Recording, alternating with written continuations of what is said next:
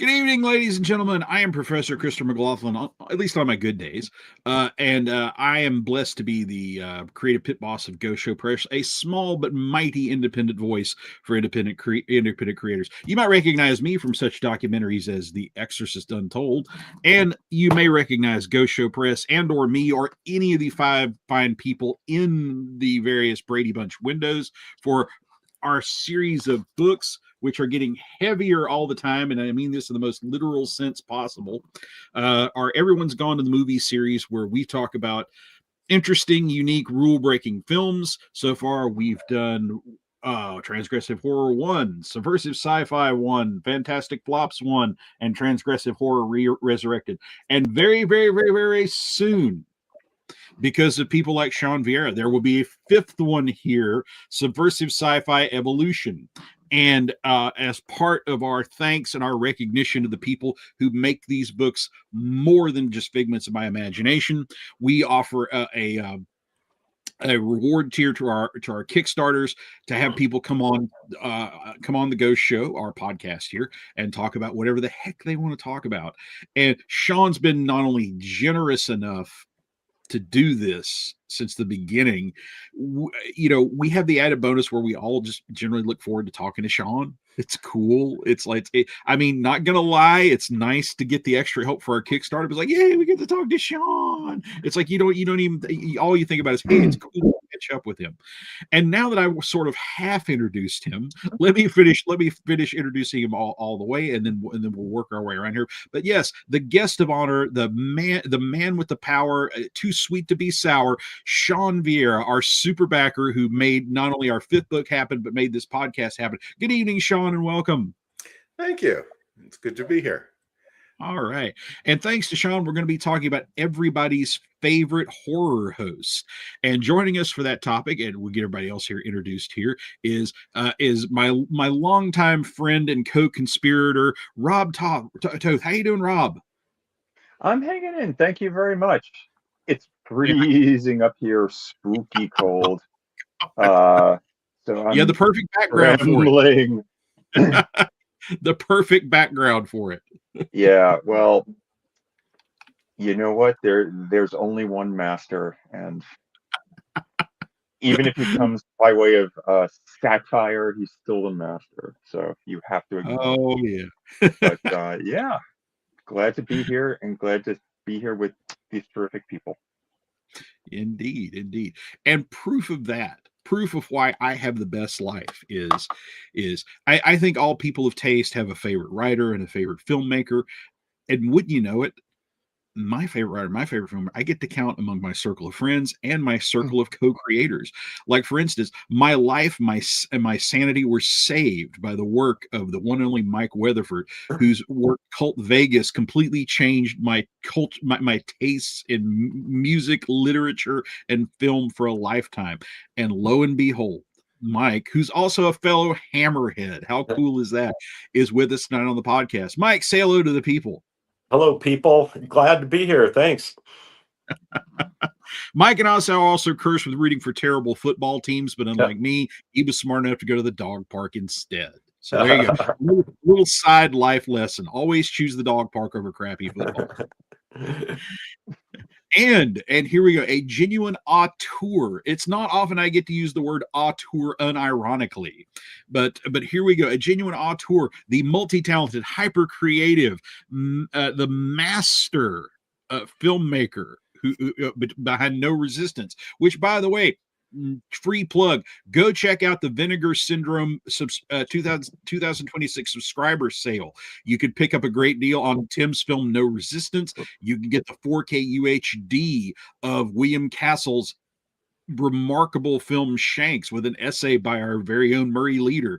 But enough plugging other people. Tim, say hi to the people and tell us about your background there. That's awesome. Hello, also, people. I am not freezing because I'm down here in Houston where it's 90 degrees. I'm always reminded of the episode of King of the Hill where Dale Gribble is going into his global warming conspiracy theories, and Hank finishes by telling him, if it gets 1 degree hotter, I'm personally kicking your ass, Dale.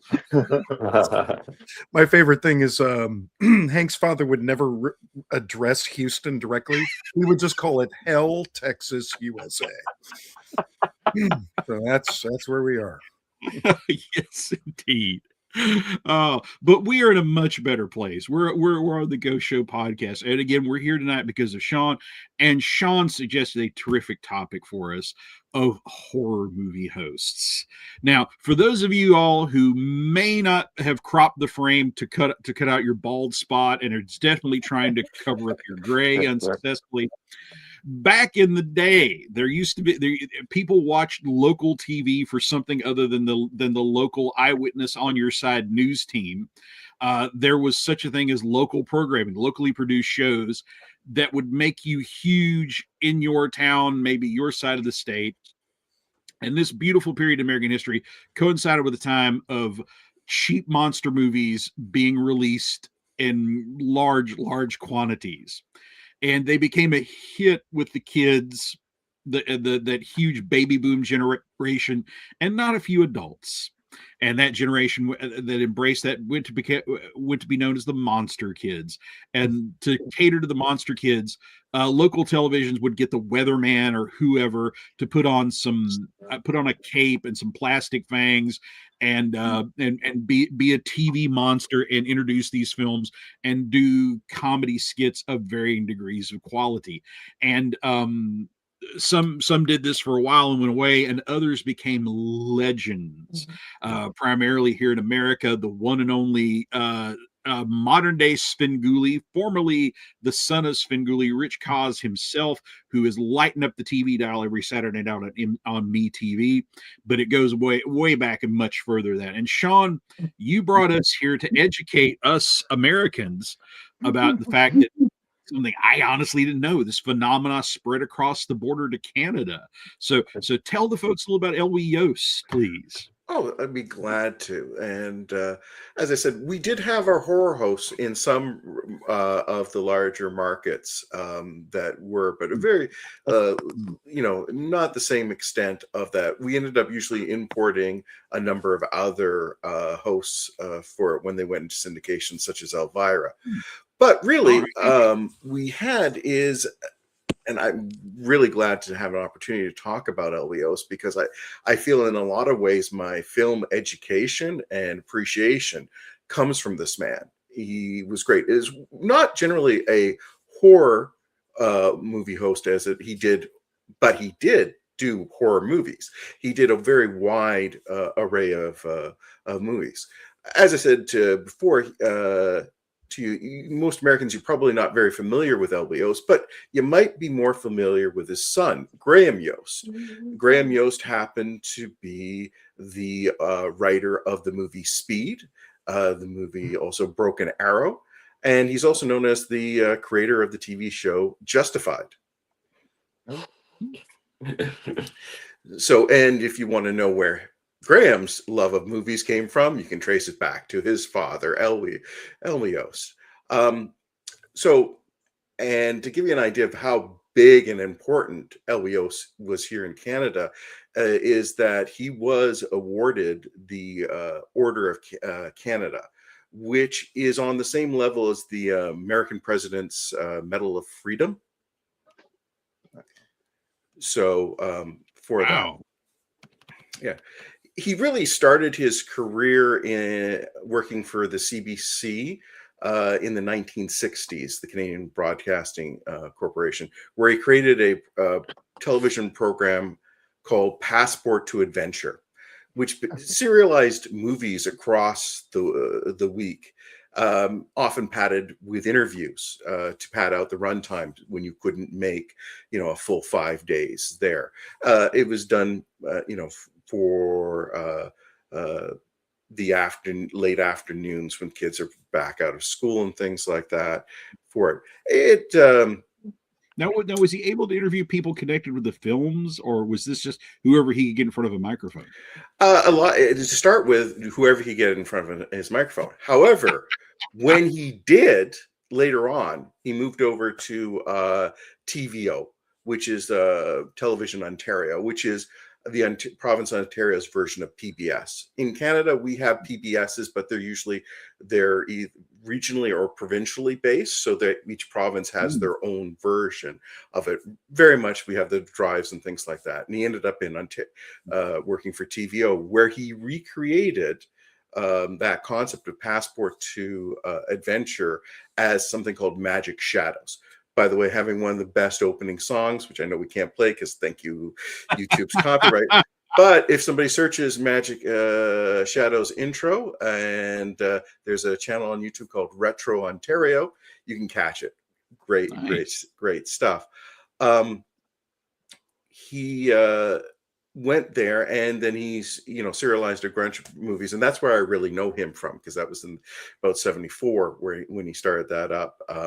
And that's where I encountered tons of the original classic movie and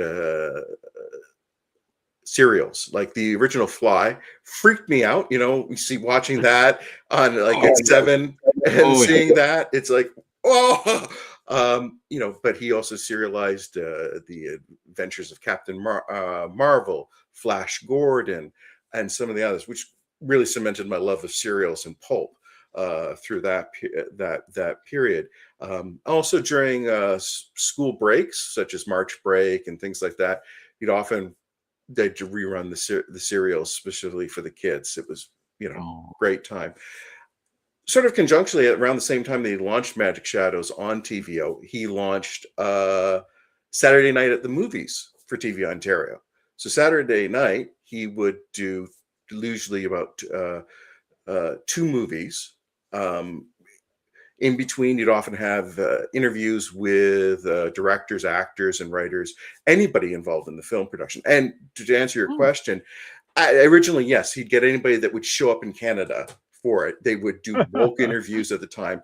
But then they started, as it got very popular, to be able to fly down to LA and do interviews. And people started really giving him time. So he would talk oftentimes to the stars or children of the stars about their parents' legacies, and especially for the movies.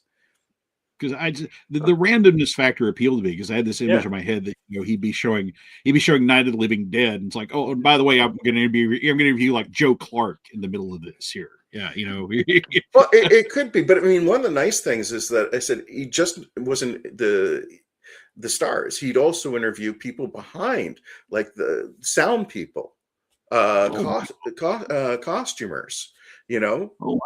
light, people with expertise in the movie. So you didn't just get to see the standard, I'll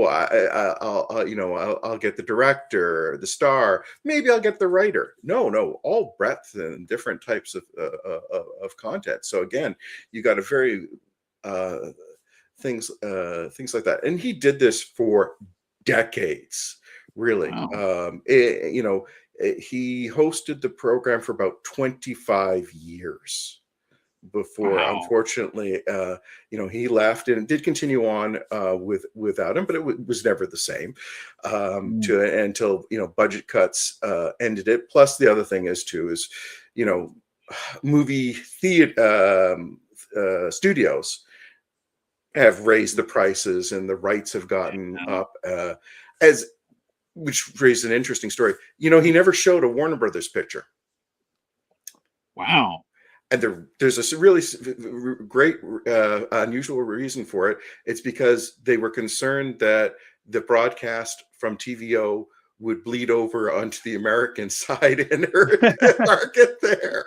The only film studio that basically placed the restriction. So he never showed a Warner Brothers movie in his entire history. Jeez, that's amazing. Now, while we're on the topic of Yost trivia, when my dear indispensable man Spike Jones, another collaborator, and the guy who gets to edit everyone's manuscripts, even mine, heard we were doing this for a topic, he had to go out of his way to send me the following. And he says, I'm just going to read this on the screen because I understand most of this. Here's my Canadian studies minor is coming in handy here. But he wanted me to say, did you know that Elwy Yost worked in the Avro Canada front office, hiring people for the Arrow decades before he became a movie host? And I have baffled even our guest with that. Nope, I had heard of that, and I think because it's in his it is in his document. Basically they also TVO in 2022 actually released a documentary on his life, and that's one of the things is if it wasn't for the Avro Arrow being canceled, he probably never would have ended up working in TV. Wow. All right. Wow. Okay. Well, before we get too deep into my love of military history and Canadian troops, all right. So Rob, what's been your experience and perspective on the classic horror host? Well, the first thing I need to do is to thank Sean for that insight. It's completely terra incognita and a fascinating story about a very interesting individual.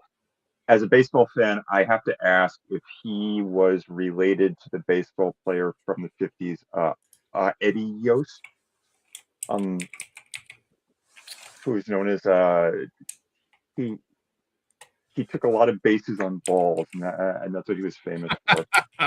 Really high on base percentage. Wow. But anyway, how many are there? Anyway, now that I've destroyed one part of the show, fine. My experience with horror hosts. I mean, you see my backdrop. It's the title screen from the Monster Chiller Horror Theater from SCTV, which captures a lot of the essence of what you were describing of the local horror host phenomenon, which is, of course, SCTV. The conceit was that you're seeing stories about the people who work at a station.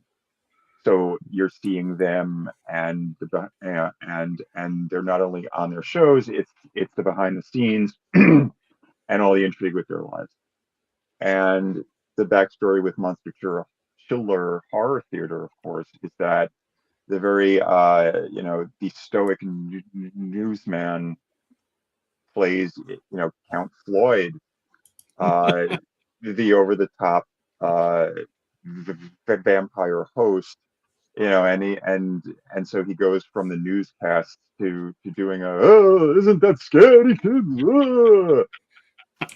And that is just so charming, and just I mean, in the sense of seeing the character work, seeing the change in perspective, seeing what you can do, what you have the freedom to do with the medium of art, and talking about horror films. You sort of have the freedom to let your guard down and say, I'm not the weatherman. I'm going to be, Count Crispy or yeah. That was always a great part of the gag, is that like a lot of these people got drug into it kicking and screaming. Yeah, but the fact that he wanted to be a serious man and was just as committed to wearing the Halloween cape and trying to sell these unscary films. Completely. Although I have to say, I deeply loved the bits on SCTV. But probably my favorite horror host, and I'm going to go far into the outfield for this one. The Vincent Price hosting the old PBS mystery show. Oh wow! If you remember way back in the day, PBS showed essentially the stuff that's on like the BritBox channel now. The detective shows from England. and they had a host. They still do, I think. I think it's Diana Rigg now, or Alan Cumming, or Passed it somebody. off to the late Diana Rigg for many years. Yeah. Yes. But among the first was the great Vincent Price, and he basically would come on, and it was incredibly atmospheric, especially for a young kid who could be spooked and terrified by anything. But the opening animation would be, of course, that fantastic Edward Gorey, spooky, very portentous, um, black and white with all like, with the tropes of the country house mysteries and things. And then he would come on. Again, the conceit is that he's in the house that is in the animation, right? So it's like cut from the animations to like the cobweb room with the fireplace and the weird stuff on the table, and he'd come in from the side and go, "Oh, you caught me!" Like, "Oh, you caught me painting. You caught." I was just preparing this meal. And just so suave and elegant and downplaying, which is kind of the opposite of what I was just talking about with the horror host, but downplaying and just so suave, combined with the spookiness of the Edward Gloria animations, just amazing. Just the vibe that you got as a kid, like, this is sophistication. Like, this is something big. This is sophisticated. And just, you felt like I have access to something special now. With the 5 channels I have at home, this is like a portal into sophistication. Like, I just, I'm in the castle with Vincent Price. So that's my 2 cents. I need to toss in though that very quickly, and excuse me if I'm taking too much time.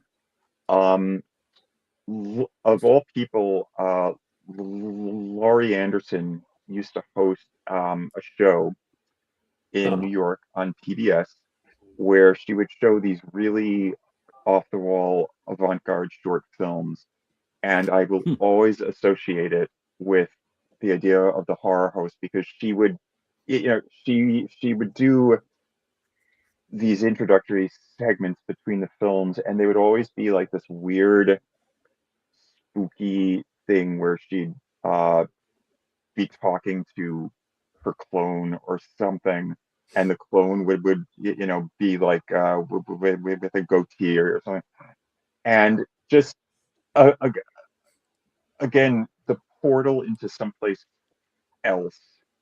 Like, oh my God, what is, who is this strange person on my 5 channels, my broadcast channels? And just the thought of having somebody like who's like, who's the Virgil who is taking you into hell for the next 2 hours or something. It's just, that's what I love about him.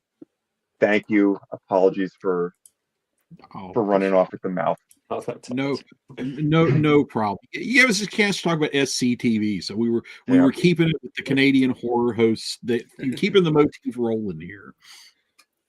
Well, that you may have seen a brief flash that was my business partner, the godfather of the BAM family of podcasts, Mike Lafferty. So he popped in to say hi. So I'm giving him a very public hi back. The man who knows, the man who keeps me going and knows how the plumbing actually works. Always have to acknowledge him. And definitely always have to acknowledge the one and only Mike Weatherford. How are you, Mike? And what's your perspective on horror hosts? Oh man, okay. So anybody that knows anything about Tulsa, Oklahoma, at a certain age, if you mention the word Mazeppa to them, it's like that you're friends already, or you guys were already in the club. And for young sixth grade, maybe lad, maybe fifth grade, it was life changing because it was my introduction to both the Universal horror movies that were packaged for these kind of shows and to kind of the SNL type sketch comedy. So Mazeppa, which is short for Mazeppa Pompazoides Uncanny Film Festival and Camp Meeting, was Wow. Gaylord Sartain. Now, if you're not from No. Tulsa, you probably know him best from Hee Haw, which is kind of where he went later. But if you also spot him in movies like Mississippi Burning and kind of character parts. So his sidekick was Busey, and so yeah. And so on the show, the skits they came up with, Busey often played a character called Teddy Jack Eddie. And so when Mazeppa would play like Coach Chuck, and he'd be like, "Okay, Jacketti, on your back, on your back, on your belly, on your back, on your belly." And so the skits always ended with Jacketti kind of slapping him, and Gaylord would lay down on the ground. So after Mazeppa, Busey, Tulsa, there was just some kind of like something in the water in the early 70s in Tulsa because these guys were all just University of Tulsa students. And, they just went in and kind of took over this TV station on Saturday night. And it was before SNL, it was like 4 or 5 years before SNL. And I guess what they were doing would loosely be called sketch comedy, although I think mostly more of it was improv. So, but this was the era when Shelter Records was in town, and Leon Russell and Eric Clapton would come to town and record. So Busey went on the road with Leon Russell as his drummer, Wow. and he's billed on a couple albums as Teddy Jack Eddie, or he and his brother were called. This is why I'm wearing this too tight T-shirt, the Jacketti Brothers. Oh, So there you yeah, in Tulsa. There you go. So that's this. I don't try to squeeze into this shirt too much anymore. So now. if your mind is not blown enough, let's jump ahead like 10 years into the early 80s and independent film stations. So the one guy that was still in Tulsa and just kind of doing things, the one guy that didn't go on to be in the Buddy Holly story, was Speaking of PC, he kind of revived a second version of it, and he called himself Sherman Oaks, and he kind of wore this half mask with glasses, and he kind of revived it during the early 80s independent film era, I'm sorry, independent UHF stations or whatever, when cable would start to the little stations that used to just be UHF suddenly would kind of get a bigger audience because they were on cable now. So 10 years later or so, he kind of revived it. And one of the breakout characters on that was Jeannie Triplehorn, who, her biggest role was probably Waterworld with Costner, but she was in other stuff. Again, if you're from Tulsa, you notice her in things more than if you aren't. So you combine all that, warping a young child's mind with I just remember when all this first started to happen, trying to negotiate with the parents to stay up late, or you go over to another kid's house that had parents that weren't paying attention, so you could stay up and watch these. And if you couldn't, these were like the first times I saw like the Universal horrors. So I just remember asking this other kid at school that saw Dracula, making her kind of explain the whole thing to me because I wasn't able to see it that night. Oh. Yeah, I'm reminded of actress Laurie Cardle from George Romero's Day of the Dead. Her Yeah. dad being Chili Billy Cardle, who was Pittsburgh's horror host and is also in the original Night of the Living Dead as the newscaster. And Oh, she yeah. would tell these anecdotes about how in her later teen years, when she would have a boyfriend over, she would have to time any having boys over with watching her dad do his live horror host shtick. When she knew the movie was nearly over, it was time to usher him out the door before dad got home. I've loved that story for so many reasons. There. Yeah, that's some strange Oedipal things going on in there. Yes. Yeah. And Tim, but we have to mention, we can't talk about horror hosts and not talk about both Svengoolies. But you're here to talk about the original. So tell us about your experiences with the original Svengoolie, not the current guy who currently on MeTV, much as we love and respect Rich Cause. Although the fact that he's still doing it is amazing, because he was a fan of the original Svengoolie, and he would send in tips or like sketches. So eventually he worked his way into the original Svengoolie operation, such as it was, and then was able to revive it in '79 after Chicago gave up on the Ghoul syndicating. And the fact that he has been doing it since '79 and he's still going, that's really amazing. With a growing audience in today's media landscape. I know. But this guy, we're going to take it back even a little bit further, Mike, into the UHF era. Chicago was a very weird place in the late '60s.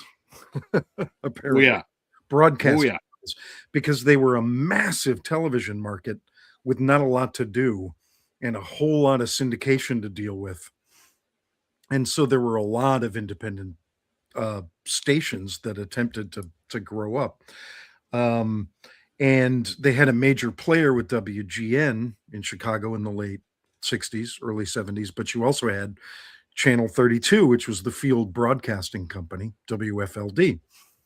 And they were one of the more early massive UHF stations, right? Which the younger audience to this podcast right now is kind of wondering what that means. But independent television stations would get the low numbers on the dial, like poor Detroit that got, what, 50, I think? So before even Svengoolie got started, there was a massive war for horror movie hosting or movie programs in general to try to outdo each other. If you can imagine that I, in Chicago in the late '60s, grew up when WFLD did a science fiction theater at 6 p.m. on Saturday nights, every night, to show a science fiction movie, but that wasn't enough. So they had to do an earlier one on Saturday after the cartoons, like around 1. And then that wasn't good enough. So WFLD also had to do a science fiction cinema on Sunday at 1 p.m. And WGN went, they're kicking our butts in this market. So they did their own science fiction theater on Sundays at 2:30.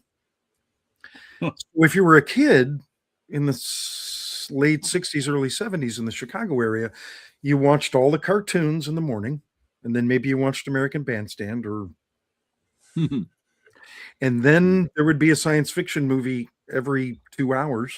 And then on Sunday, you could go to WFLD and you'd see a movie at 1, and then at 2:30, you'd flip over to WGN, you'd see another one. And they're just processing all of these giant mantis, monolith monsters constantly. That was the nest in which I grew up. And on Friday nights, this shock jock radio, sorry, Sean, sorry, Rob, we're going very lowbrow now. This is the bottom of the barrel. This shock jock decided to create an undead guitar strumming psychedelic coffin hippie to do vaudeville jokes around horror movies.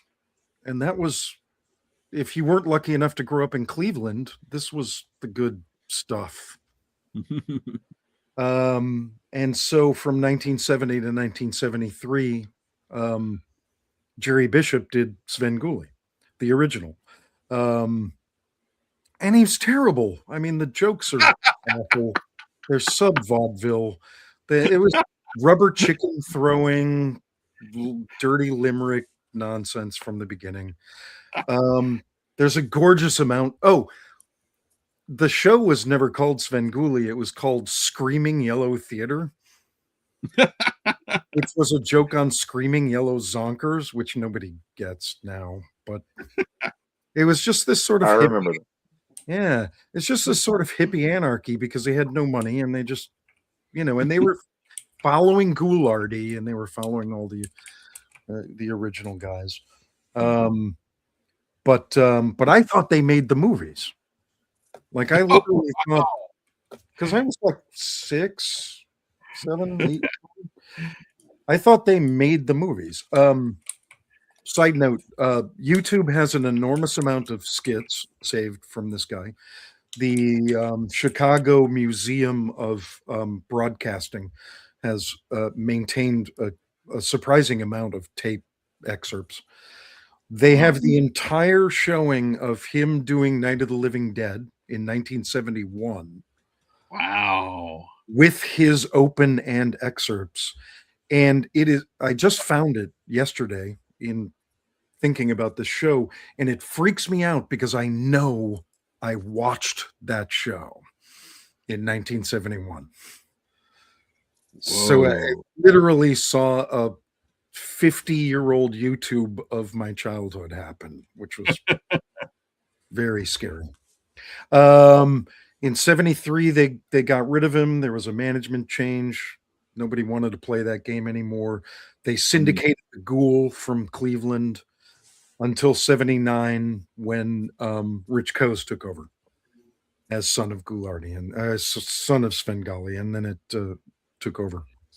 So very influential. I so much thought that Svengoolie made the movies that as a 4 or 5-year-old, I wrote like a 6-page treatment for a kaiju movie that I thought they should make.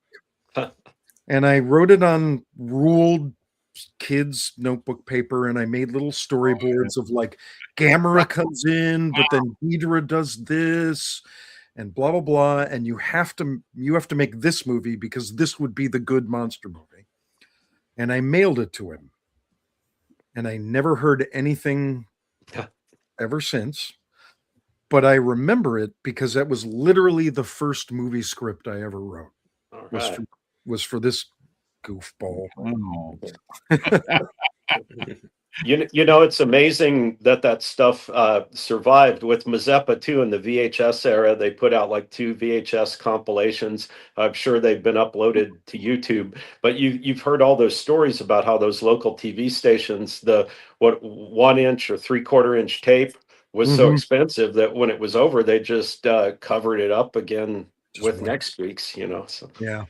There's just this extraordinary sequence in the on YouTube of Svengoolie singing this song that he makes up impromptu about Svengoolie hosting horror movies, and he's got this green screen skull character talking next to him, and they throw rubber chickens at him, and he make terrible puns, and they're like constantly doing the shock jock thing where they're like overlay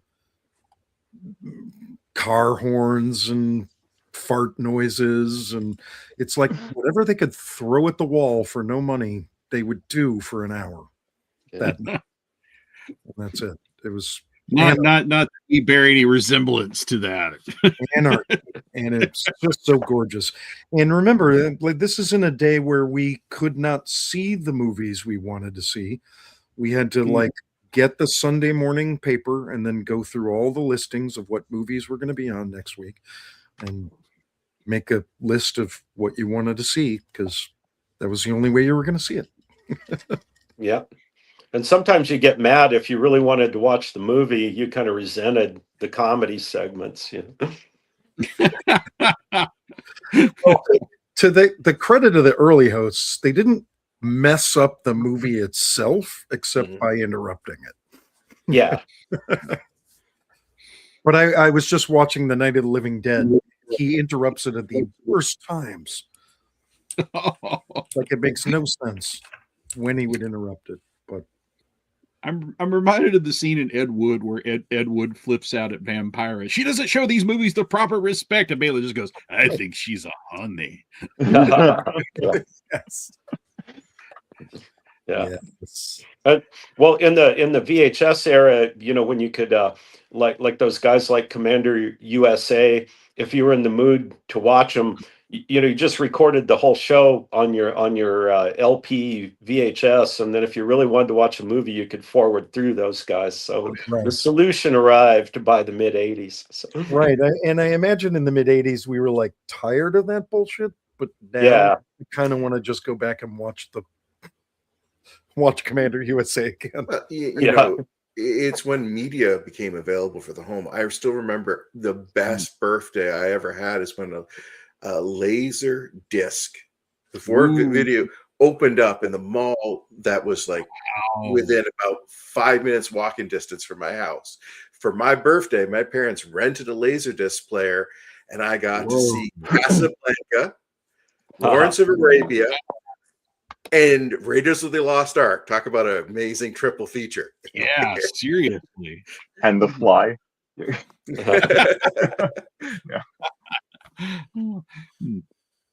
Oh, well, okay. So, myself, I, being in extremely rural Virginia, I missed our local horror host by about a decade. So I didn't really, honestly, unless you count Floyd, the current Svengoolie may be my very first horror host. But I have to speak about one of the more amazing things I found along my journey. The thing that made me appreciate what I missed was there is a great documentary, which I, of course, have on physical media.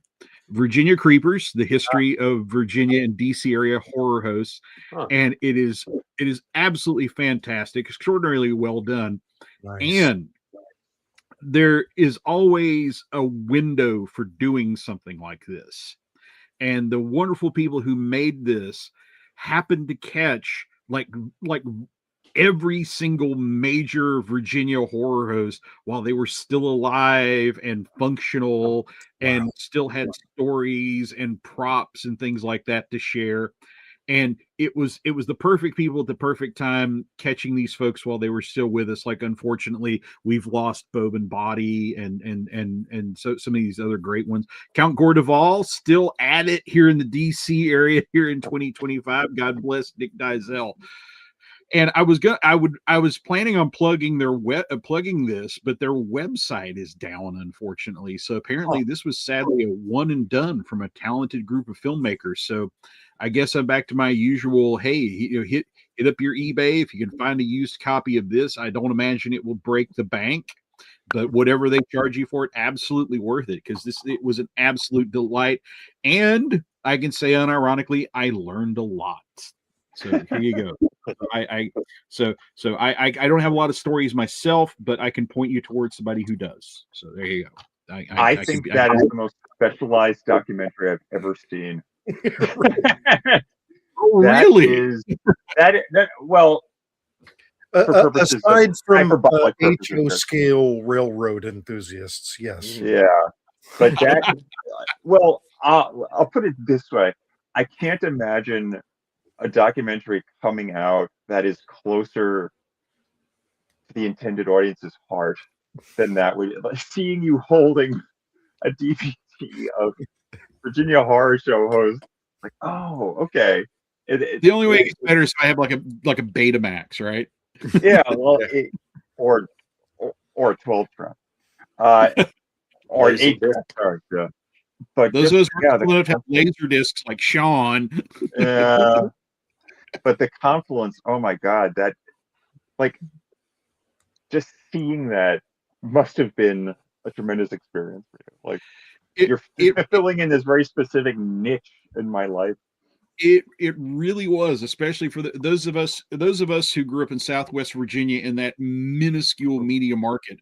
One of the giants of our market was the legendary newsman Tiny Thompson, and yes, Tiny was some sort of ironic thing.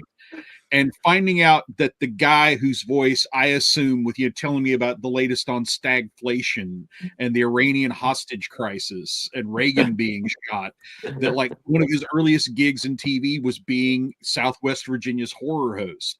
And they interview him in here, and it's worth seeing it because he can't keep a straight face just he can't get over the fact that anybody is asking him about this. He's sitting in front of like a wall of like what I would guess would be the equivalent to like Les Nesman's Silver Sal Awards, outstanding news report about South. He's got a whole wall of these. And he's like, you cheeky motherfuckers want to talk to me about the year that I spent in cheap Dracula fangs, staying up way past bedtime for no extra money. It's like, but the fact that he could laugh about it. I mean, the older I get, the more I appreciate that. So God bless Tiny. Yes. Well, so anybody, and hey, if we're going to talk about horror hosts, we must acknowledge Cleveland's own legendary Ghoulardi, Ernie Anderson, who went west and became the voice of the ABC network during the 70s. So if you can still close your eyes and hear somebody telling you, stay tuned for tonight's Three's Company, or the big Fantasy Island Love Boat crossover, or coming next Sunday, Battlestar Galactica, the voice in your head is Ernie Anderson. And of course, who gave the world the amazing filmmaker Paul Thomas Anderson of Boogie Nights and Licorice Pizza fame, and whose production company to this day is Ghoulardi Pictures. Yeah. So, Mike, I got to ask you about this in particular. We were at a very, very the usual punchy Sunday Gen Con, just trying to get the last of the games out. And Hal Mangold, my dear friend and the guy who does all the beautiful covers for our books, wandered over with his pad, and he said, "Did you know Las Vegas had its own horror host?" Knowing that thanks to your book, I'm steeped in Vegas history. And I said, "Oh, do tell." And he showed me the picture of a guy that looked like Tony Clifton, complete with like the Lego Man hair and the big black shades and the 70s porn stash, in a crushed velvet ruffled tuxedo and cape, and he was the Vegas vampire. Yeah, I've heard of that. I don't know. Obviously, before my time, Vegas population roughly doubled every decade. So people in that era, Vegas probably had, I don't know, 300,000 people or something. So you would really be deep into locals. I thought you were gonna say Count Cool Rider, because he.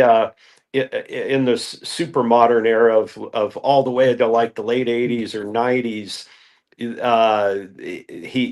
he got that before he got that cable TV show, customizing the hot rods, and cashed in on that. He was a local guy for a while. But Vegas Vampire I have heard of, but hard to believe before my time. And the picture was him and two showgirls. Of and course, it stuck with me because I want this guy's life. I want to be in 70s Vegas, introducing old horror movies and hanging out with showgirls. Undead showgirls. That's the dream we all live. Itself. There you go. If I did my own version of a "this is what they took from us" meme, it would be the Vegas. Yeah, he could be the. He could be. Yeah, it would have been the best and the sleaziest era all at the same time. I often, if you guys, we always talk about the Night Stalker and everything. That's the Stone Cold classic. But if you see the movie Corvette Summer with Mark Hamill, I think it was actually shot before Star Wars but released after. Yes. If you really want to see what Vegas was probably like in the 70s, I've never seen a movie that makes the city look more squalid, and the character played by Annie Potts aspires to be a hooker. It's not because her life got so bad that she had to be a hooker. It's like she came to Vegas to be a hooker. And if you just watch that, it's just such an ugly movie, both in the plot and just the production, the on location filming. I think you kind of. So on one hand, it's like, man, I wish I could just have got a little taste of Vegas circa 1977. And on the other hand, it'd be like, well, be careful what you wish for. It wasn't the city's high point.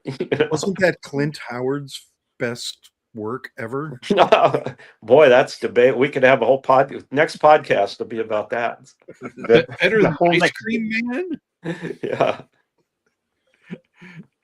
he deserves a Oh, whole anthology of his own. Yeah. yes, indeed. Yes, indeed. Yeah, yeah. Just to acknowledge him showing up for the William Shatner roast in his Baylock costume from Corbin Cooper.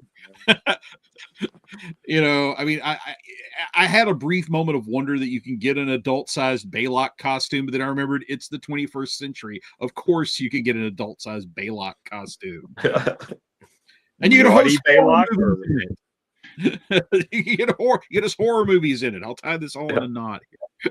Okay, well, we're down to our last 10 minutes here, so we'll go back around here. And Sean, here before I hand the mic back over to you, I neglected to mention here. For those of y'all might be interested, here's the documentary Sean was mentioning about Elwy Yost there. So there you go. So you can go and check that out. There you go. There you go. And closing thoughts on horror hosts, how they've influenced you. Well, I said it just basic. You know, it's an educational. They clearly have a love of movies, and they really pass it on to other people. And I think it's one of the things, unfortunately, because of we don't have these guys for the most part anymore.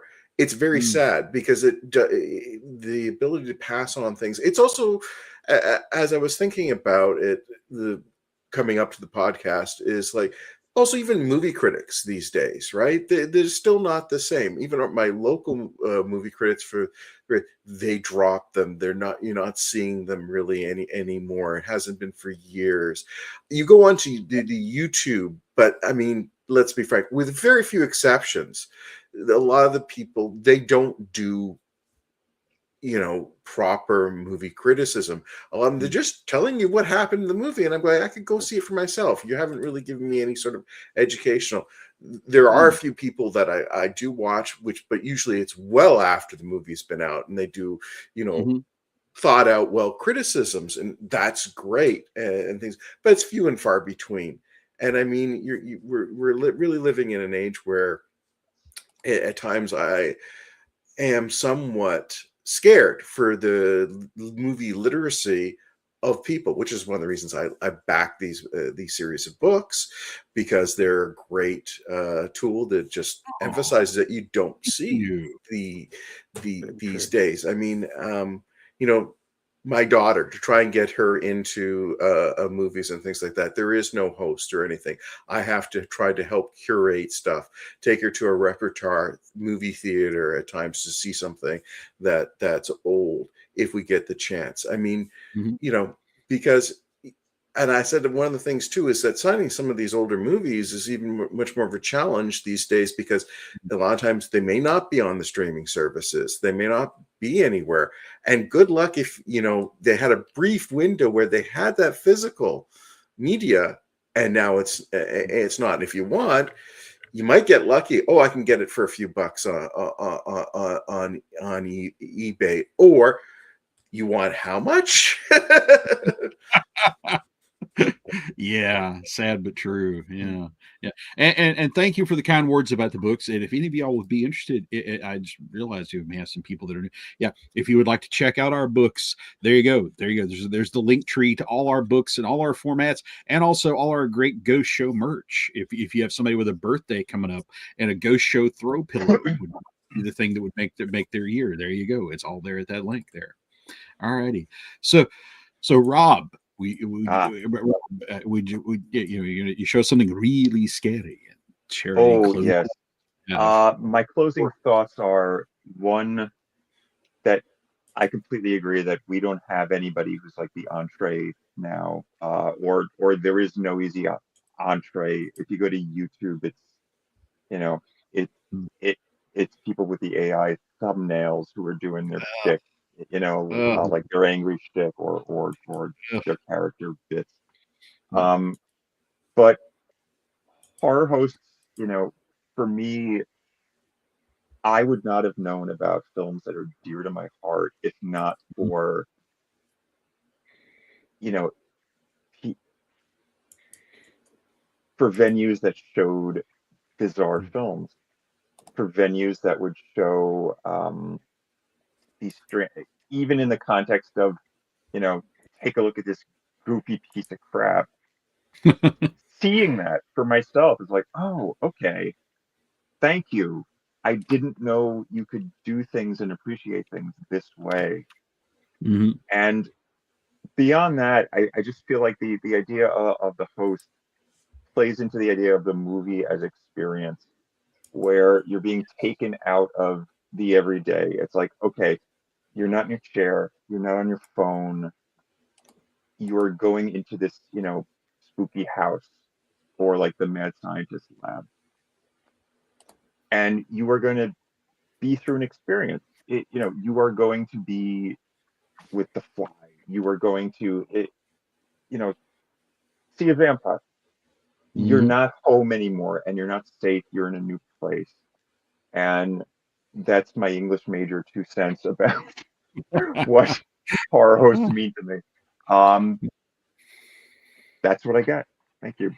Indeed, indeed. All right. Mike, closing thoughts on horror hosts. Well, just maybe another angle on it. I think kind of a theme from all of us growing up in different cities is kind of the nostalgia for local TV and that community of that. You know once it kind of went to the 80s and we could all watch Elvira and we could all watch Commander USA. It wasn't quite the same as that kind of community of every being in your town. A lot of it kind of what they would call the flyover cities, you know, that these guys were local celebrities, you know, and people went to work and school the next day and talked about, did you see that? You know, kind of missing now, you know, local TV is just kind of down to the news, and even that, you know, the local affiliates are struggling now. Yeah. Yeah. You know, it's funny. 80s, I didn't quite have a horror host, but we got our first taste of cable in rural Virginia with Superstation WTBS. Yeah, And we had that. you could always count on getting a monster movie out of them Friday nights after Braves baseball, which Major League Baseball and a horror movie. And I have such great memories of Braves legends like Skip Carey, who, you know, they would be called, it would be some 81 and 81 Braves team back when the Braves were inexplicably in the Western Division and they were playing half their games in like San Diego. It'd be like 2 a.m. The Braves would be down like 17-0. And the only ad copy he would have is, and stay tuned for after the game, we'll be showing the brain that wouldn't die. Yeah, you'll want to stick around after for that. Also, correct me if I'm wrong, Bill Tubbs hosted a lot of that stuff for TBS in the late 80s. Not as a horror movie host, but kind of like as a sketch comedy guy, and then he had his own sort of Bill variety. Tush's sketch comedy show, yes, and also Ted got in trouble with the FCC because he wasn't doing enough news. Right. So he put Bill Tush on at 3 a.m. and just, you don't literally have to do the news. So most famously, Tush put a suit and a tie on a dog and dubbed a voice over and let the dog read the news. And I think Tush hosted some movies in that early stage, I think. Not as a who, but yeah, like a guy. At least when I got it, he was just doing the prestige stuff. He was doing like Academy Award theater Sunday mornings. No, nobody wanted to touch War of the Gargantuas at midnight Friday. If we could find an archive of his variety show or his comedy show back then, I would love to find that, because Tush was funny as hell. I am blessed to be Facebook friends with Bill.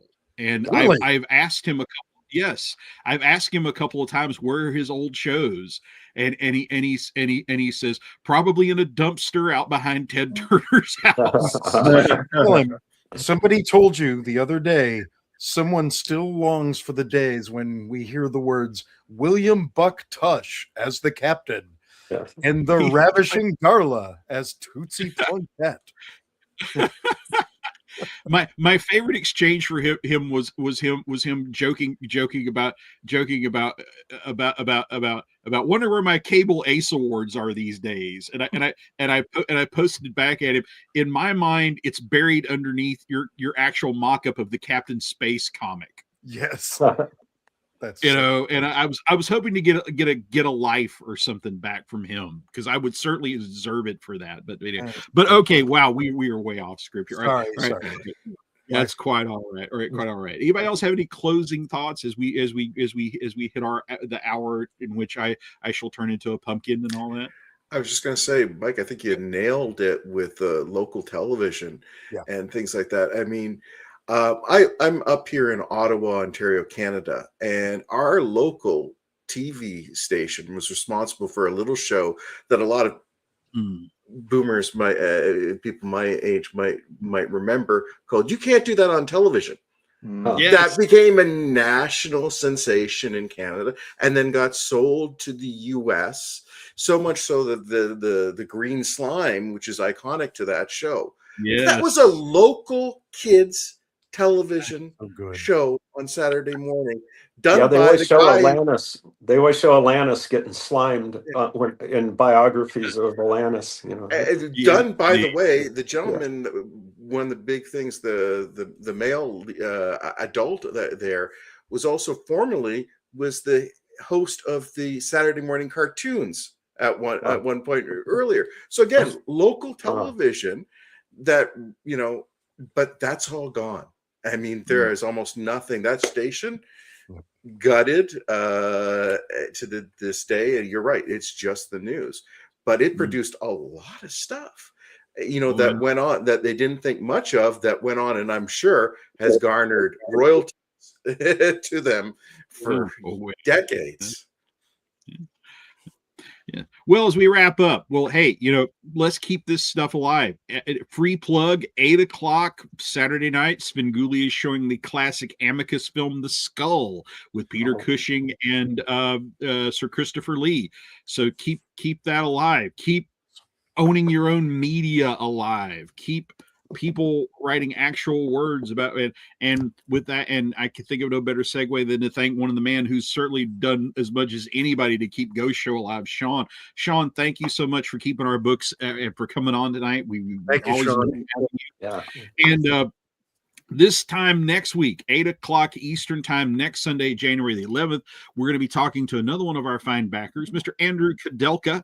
And here's the beautiful thing. None of us know what this show is going to be about. It is going to be complete and total internet anarchy. I'm going to have a couple glasses of champagne before we go on.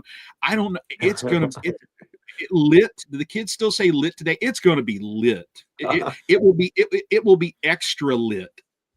Will be lit. Absolutely. And so thanks Sean, Rob, Mike, Tim for being with us tonight, and thank you all for tuning in. And until 8:00 Eastern time next Sunday, I'm Professor Christopher McGlothlin, and this has been The Ghost Show. Thank you, everybody.